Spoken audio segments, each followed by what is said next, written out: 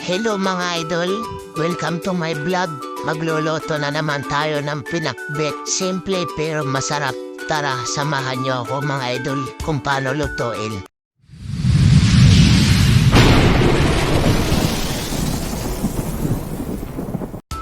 Ito yung mga kailangan natin mga idol para sa pinakbet.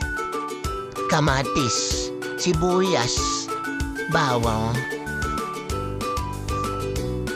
at kalabasa. Okra, talong, ampalaya, at kamote, sitaw, sigarilyas. Yan mga idol, hugasan natin mabuti. Pagkatapos natin hugasan, maglagay tayo ng kawali at mantika mga idol. Painitin natin yung mantika at ihulog na natin yung bawang mga idol.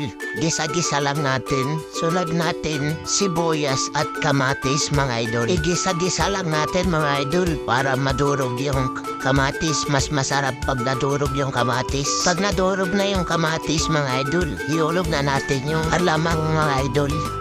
Pagkatapos natin na mikos mga idol, unahin natin lutuin yung kamote at kalabasa mga idol para hindi mabugbog yung mga ibang gulay natin mga idol. Maglagay na rin tayo ng tubig at takpan natin para maluto yung kalabasa at kamote. After ng mga 3 minutes mga idol, ilagay na natin yung mga ibang gulay mga idol. At maglagay na rin tayo konting pampalasa. Takpan ulit natin para maluto yung ibang gulay. After ng 2 minutes, yan na mga idol, luto na. Kainan na. Huwag kalimutan mag-follow, like, and share. Sa susunod na pakikita, paalam mga kulukoys.